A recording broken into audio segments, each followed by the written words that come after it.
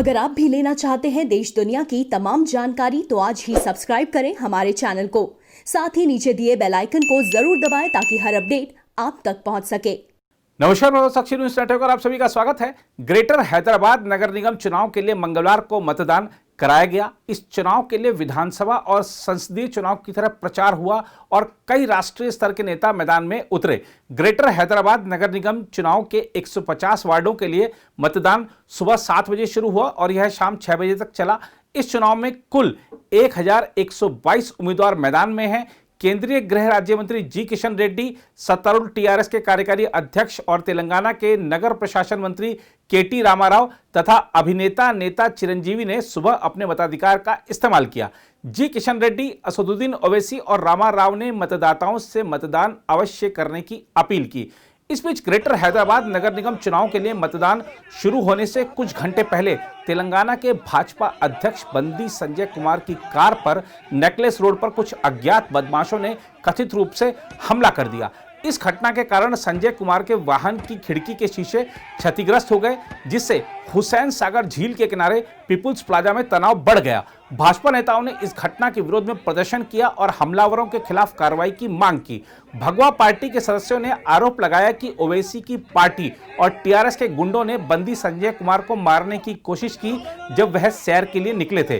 प्रदर्शनकारियों ने सत्तारूढ़ तेलंगाना राष्ट्र समिति के खिलाफ नारे लगाए और घटनास्थल को छोड़ने से इनकार कर दिया, लेकिन हैदराबाद पुलिस ने मामला शांत किया और उन्हें तितर-बितर कर दिया।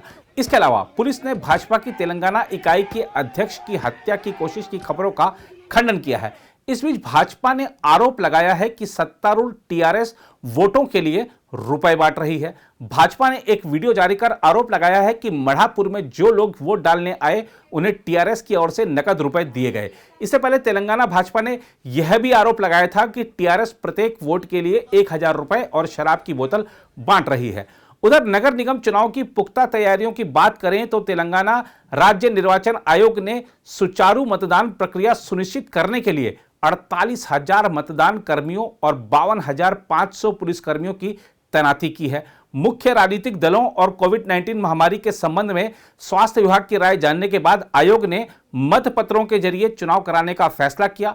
महामारी के मद्देनजर आयोग ने विशेष इंतजाम भी किए। इस चुनाव में कुल 1122 उम्मीदवारों में सत्तारूढ़ टीआरएस के 150 प्रत्याशी, भाजपा के 149, कांग्रेस के 146, तेजपा के 106, एआईएमआईएम के 51, सीपीआई के 17, सीपीएम के 12 और अन्य मान्यता प्राप्त क्षेत्रीय दलों के 76 और 415 निर्दलीय उम्मीदवार शामिल हैं।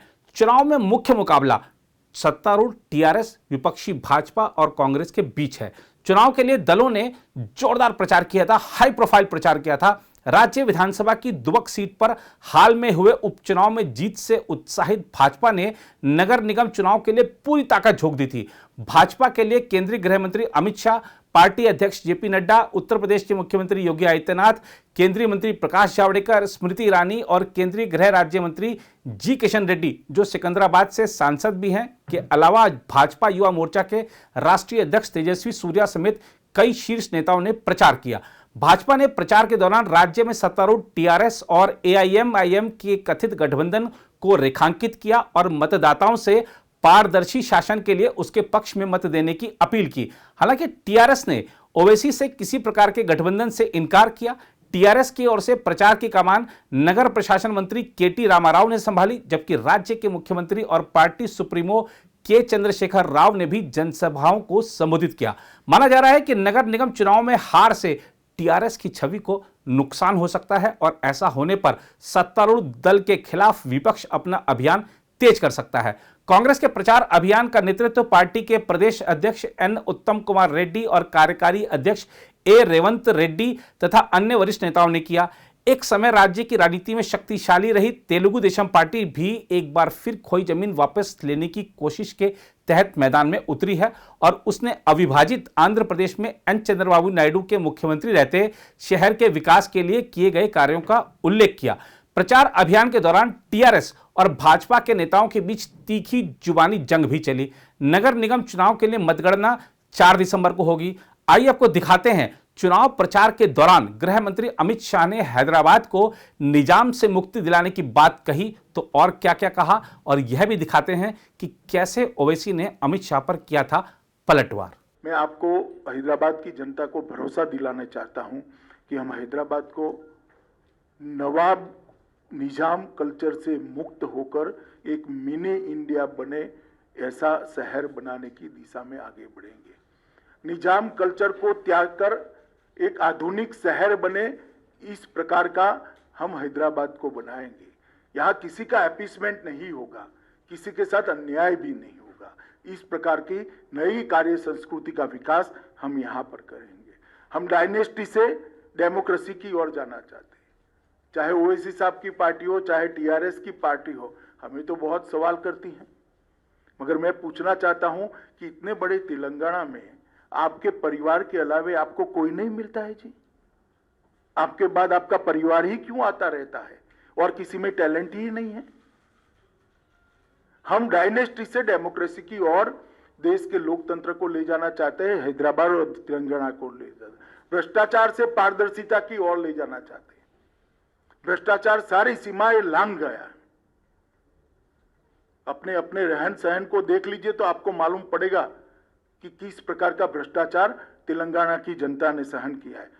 तुष्टीकरण से हम सम विकास की ओर जाना चाहते हैं। किसी का अपीसमेंट नहीं करेंगे, सबको बरोबर मौके मिलेंगे।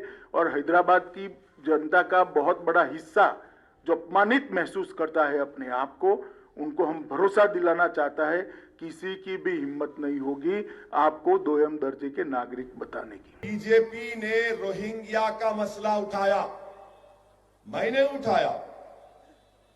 आप आकर हमारे को खुजाए तो खुजली आपको हो गई। आपके बीजेपी के एक आदमी ने कहा कि हैदराबाद की वोटर लिस्ट में 30,000 रोहिंग्या है।